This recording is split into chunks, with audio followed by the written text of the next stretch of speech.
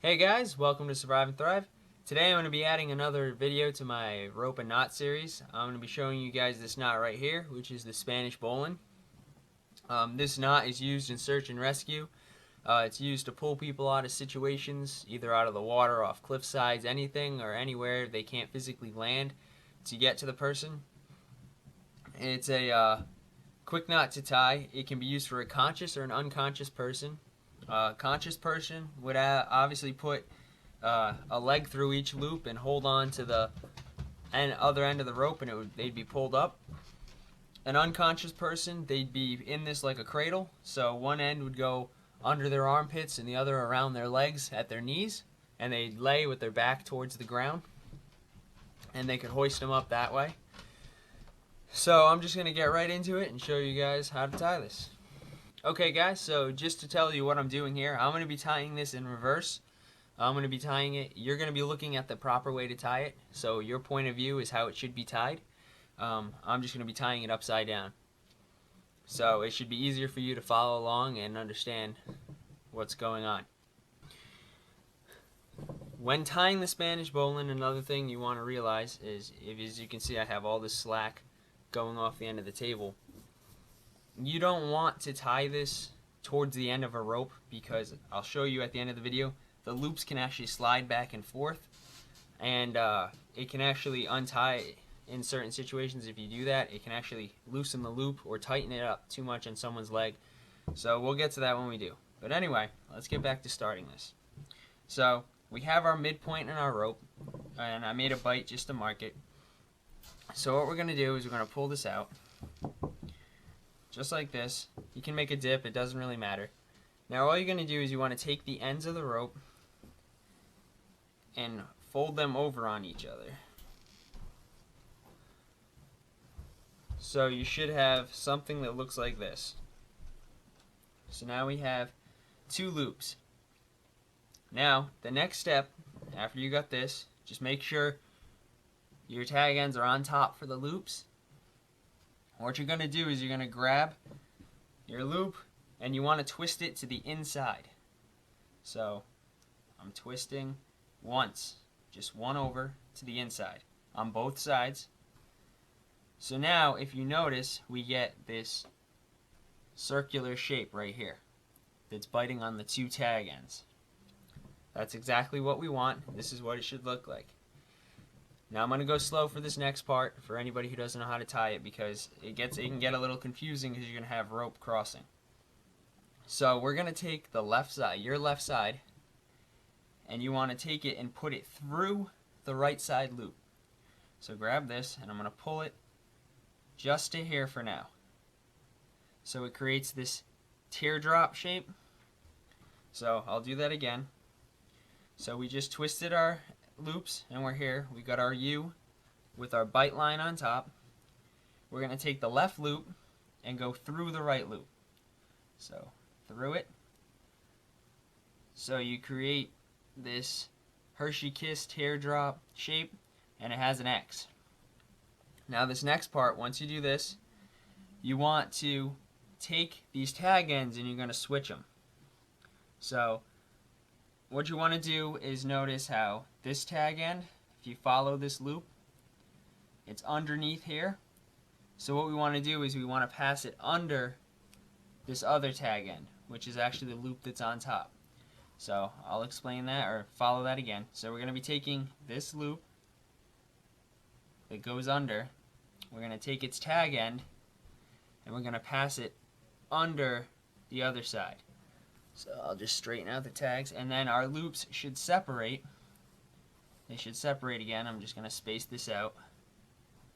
So we have two separate loops with an X now in the middle, and we get this circular, or depending on how you have it, Hershey Kiss triangular shape. So now you should have 1, 2, 3 circular or loop sections. Now after you do that, that's probably the most confusing part. I'm just going to pull these up. I want my loops a little bigger, so you can adjust this as you go. So now the next part I want is this circular thing we made right here. I'm going to pulling from these loops, pull it out this way, just like that. So I almost have like a butterfly looking thing.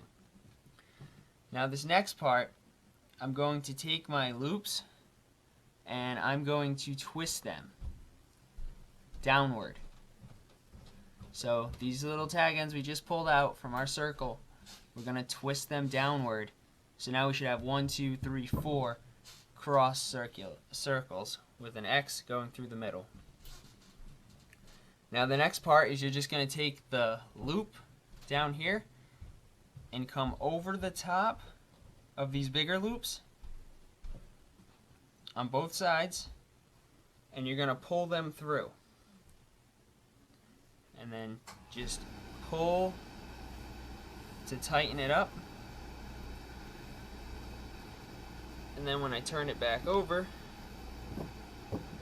you'll see the knot we started with in the beginning of the video.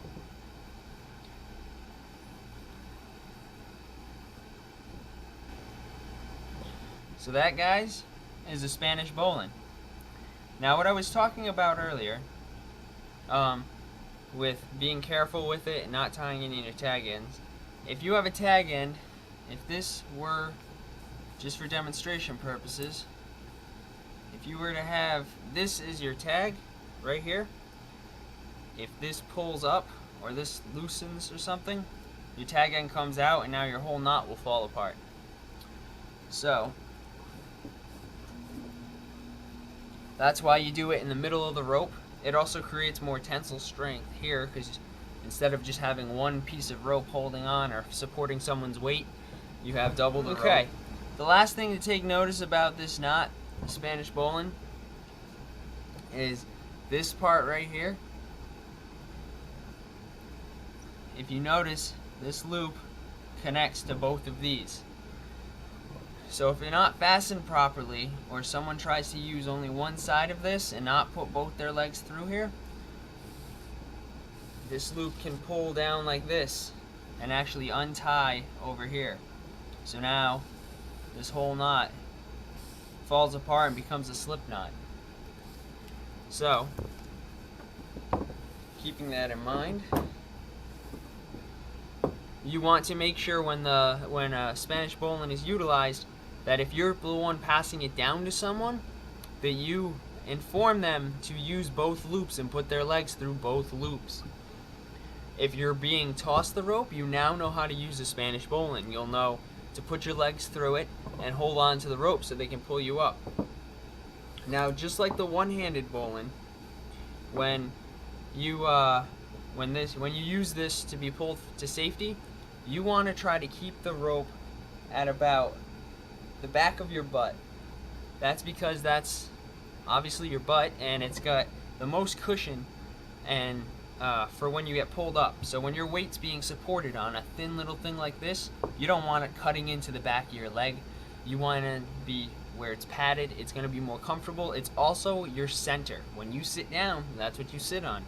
So being able to sit there balances you out. It's at the midway point of your body.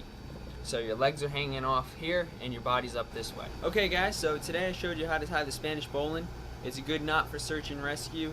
It's just a good knot to know if you're an adventurer, you like to go out, maybe you're a mountain climber, boating, anything like that. Can help you either rescue someone, or if someone tries to rescue you with it, you know how to utilize the knot properly. Say you have an unconscious friend, they throw you the thing, you know how to secure it to them properly and get them up and out. So go back, watch the video if you didn't get it. It's a little tricky, so don't get demoralized from it. Just keep trying. Okay, other than that, if you have any questions regarding the Spanish bowline, feel free to message me, comment below. My email's in the description as always. I'll get back to you as soon as I can. So thanks for checking out my channel. Thanks for checking out my videos. Subscribe, like, all that fun stuff, and I hope to see you around.